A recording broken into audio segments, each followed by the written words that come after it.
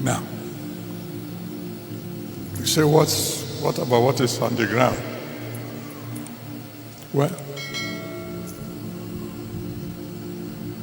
I'm talking to you, my children.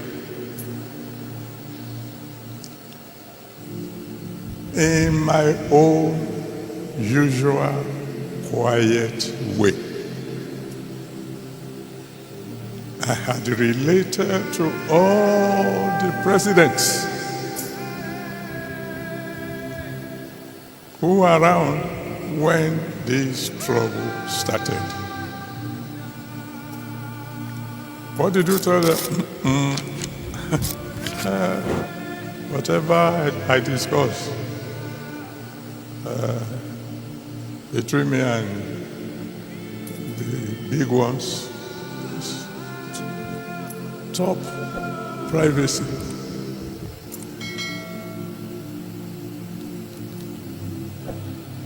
I have done my best, quietly, behind the scene. But as I've always told you, you can only advise the commander-in-chief. You can't command him. Because if you command the commander-in-chief, then you become the commander of the commander-in-chief. That doesn't make sense. But I've tried. And God is my witness.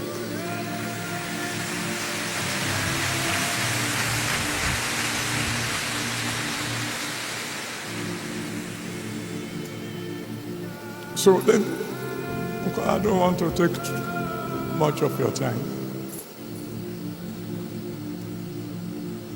What should we do now? I'm talking to you as my children. If I were asked to make suggestions, I would say quietly to our government,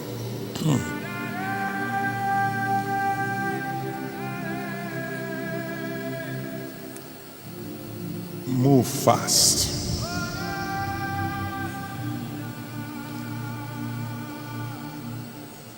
Move diplomatically. Move wisely.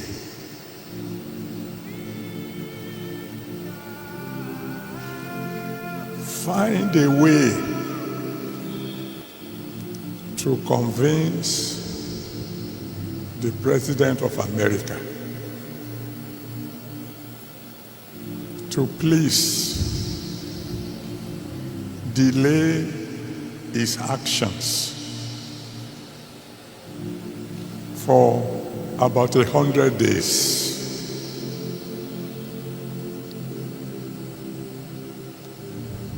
And then come home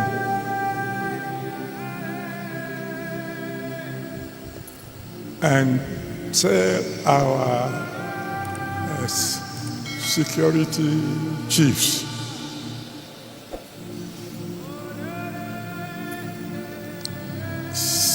get rid of these terrorists within 90 days or resign.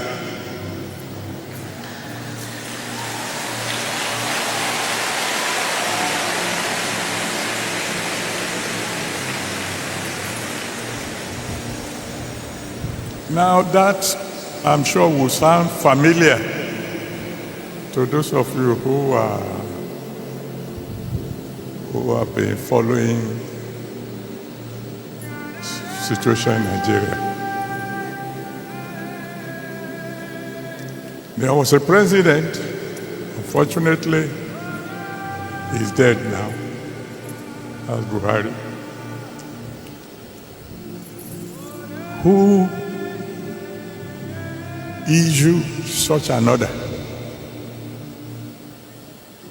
Some of you will remember. who called the service chief together and said, I give you 3 months. Get rid of all these Boko Haram people or resign.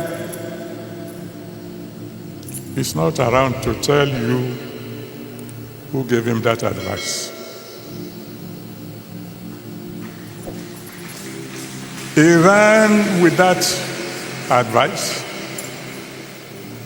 but he didn't follow it through. Because he gave the order as the commander-in-chief of the armed forces. But, the security operatives moved fast. But 3 months went, and the work was not done. So I went to see him. It was in the news, so this time somehow the press got to know that I visited him. Of course, they were not there when we talked. And unfortunately, like I said, he's not alive now. Or else I would have asked you to go and ask him. Sir, why didn't you follow through? Because when 3 months passed and the work wasn't done, why didn't you proceed with your, are we going to call it threat?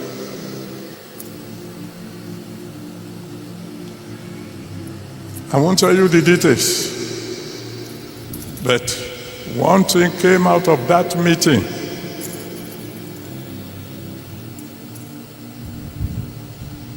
Which would lead me to my next advice to our government. In case there's any of you who can get across to them.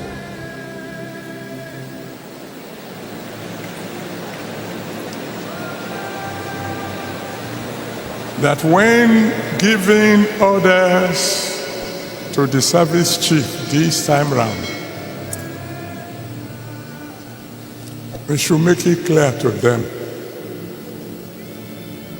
that they are not only to eliminate the terrorists,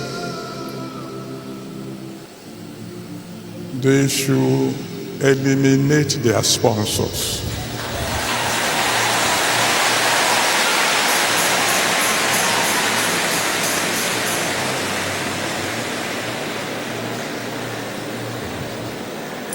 No matter how influential they may be.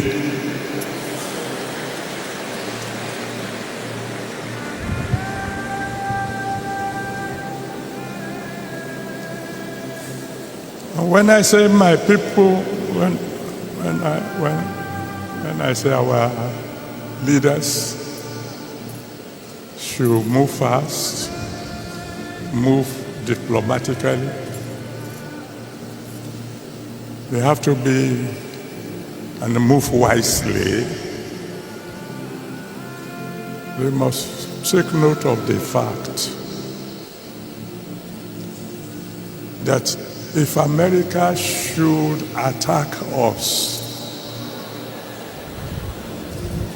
China is not coming to defend us.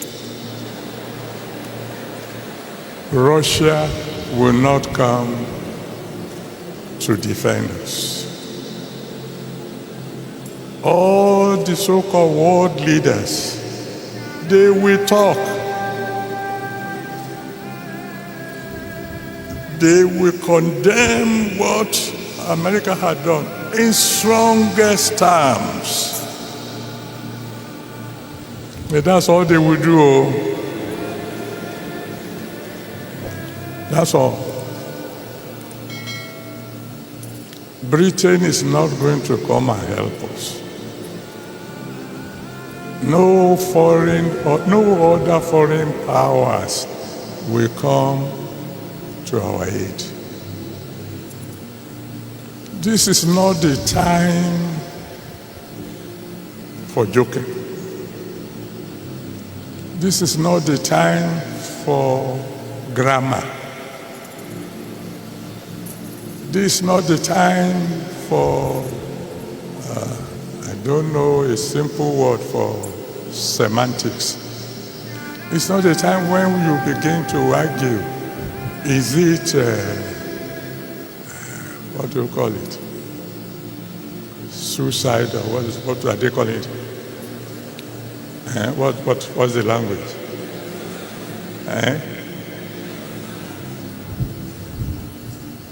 Whatever they want to call it. And this is not the time for saying, it's not Christian alone. Muslims are also involved. The point is, people are dying. Innocent people are dying.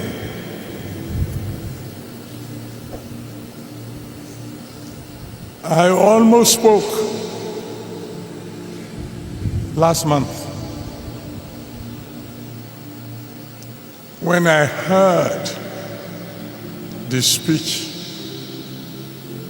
of my in-law, the president. When I heard the speech,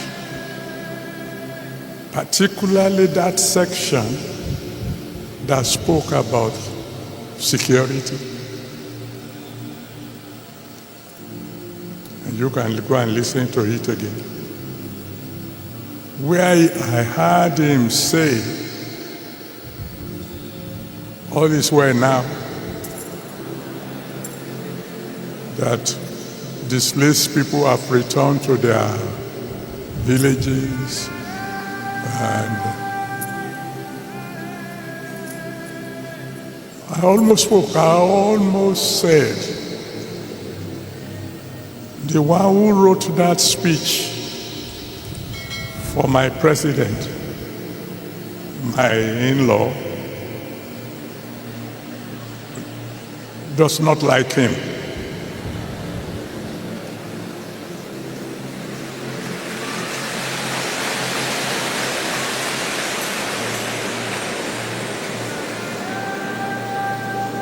And if you want to say, what do you mean? Somebody wrote it, but it's the president who read it.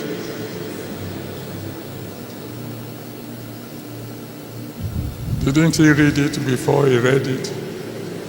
Well, if you put it that way, then my conclusion will be there are several people around my beloved in-law who are not telling him the truth.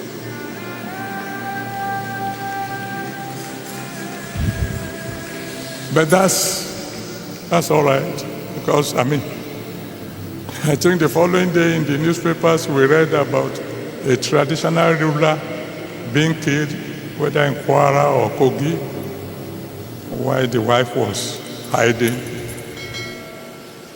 somewhere in the house. But it's not the time for apportioning blames. Our president inherited this problem. It started before him. And in any case, I am an applied mathematician. I am more interested in just get the problem solved. That's all.